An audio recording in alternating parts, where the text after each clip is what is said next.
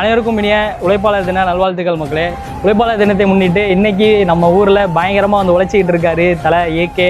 அவருக்கும் இனிய பிறந்தநாள் நல்வாழ்த்துக்கள். உழைப்பாளர் தினத்தை முன்னிட்டு நாங்கள் எல்லாரும் சேர்ந்து உழைக்கலாம் அப்படின்னு சொல்லிட்டு வந்திருக்கோம். என்னடா உழைப்பாளர் தினத்தை முன்னிட்டு உழைக்கலாம்னு சொல்லிட்டு வந்திருக்கீங்கன்னு சொல்லிட்டு நீங்கள் நினைக்கலாம். இன்ஸ்டாவில் பார்த்தீங்கன்னா ரீல்ஸு ஷார்ட்ஸு அந்த மாதிரி வந்து நிறைய பார்த்துருப்பீங்க. உழைப்பாளர் தினத்தில் வந்து நாங்கள் என்ன பண்ண போகிறோம் அப்படின்னா, ஸோ இதுக்கப்புறம் நம்மளோட வீடியோ சிங்கப்பூரில் இருக்கிற எல்லா ஏரியாவுமே பார்த்து சுற்றி பார்த்துட்டு ஒரு விளாகாக வந்து போட போகிறோம்.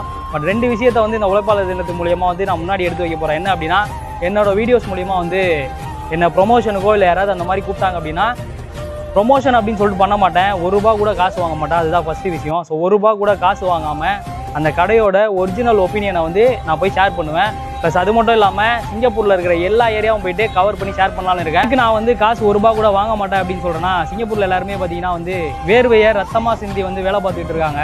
அதோட கஷ்டம் எப்படின்னு சொல்லிட்டு எனக்கு தெரியும். ஸோ அதனால பார்த்தீங்கன்னா என்னோட வீடியோஸில் ₹1 கூட நான் காசு வாங்க மாட்டேன். இருக்கிற எல்லா கடை ப்ளஸ் அதுக்கப்புறம் பார்த்தீங்கன்னா இருக்கிற எல்லா ஏரியாவும் கவர் பண்ணி நாங்கள் ஒரு டீமாக வந்து சேர்ந்து வேலை பார்க்க வந்திருக்கோம். சரி, நீங்கள் தான் வந்து சப்போர்ட் பண்ணுறீங்க மக்களே. இப்போ மறக்காமல் இந்த உழைப்பாளர் தினத்தில் நாங்கள் எங்கெங்கெல்லாம் போயிருக்கோம் ஸோ எல்லாத்தையுமே வந்து என்னோட யூடியூப் சேனலில் போட்டிருக்கேன். என்னோட யூடியூப் சேனல் நேம் என்ன அப்படின்னு பார்த்தீங்கன்னா விஜே பாண்டி சிங்கப்பூர் அப்படின்னு போட்டிங்கன்னா யூடியூப்பில் வரும். ஸோ மறக்காமல் இன்னையோட உழைப்பாளர் தினத்தை நாங்கள் எப்படி கொண்டாடி இருக்கோம், எங்கெல்லாம் போயிருக்கோம் அப்படின்னு சொல்லிட்டு செக் பண்ணி பாருங்கள் மக்களே. விஜே பாண்டி சிங்கப்பூர் அஃபிஷியல் அப்படின்னு சொல்லிட்டு இன்ஸ்டாகிராம்லேயும் ஒரு சில ஷார்ட்ஸ்லாம் வந்து போட்டிருப்பேன். ஸோ இதுக்கப்புறம் நாங்கள் எல்லாருமே டீமாக சேர்ந்து வேலை பார்ப்போம். அனைவருக்கும் இனிய உழைப்பாளர் தின நல்வாழ்த்துக்கள். ஆனால் கடை பேர் பார்த்தீங்கன்னா வந்து ஆந்திரா கறி அப்படின்னு சொல்லிட்டு வச்சுருக்கீங்க. ஆனால் வந்து உள்ளே பார்த்தோன்னா நம்மளோட ஜல்லிக்கட்டு காளைகள் அப்படின்லாம் இருக்குது. எனக்கு தெரிஞ்சு வந்து உங்களுக்கும் இதுக்கும் வந்து ஏதோ ஒரு கனெக்டிங் இருக்குதுன்னு நினைக்கிறேன். ஸோ அதனால தான் வந்து இதெல்லாம் வச்சுருக்கீங்க. இதுக்கு என்னன்னு சொல்லிட்டு என்னால் கொஞ்சம் விளக்கம் கொடுக்க முடியுமா?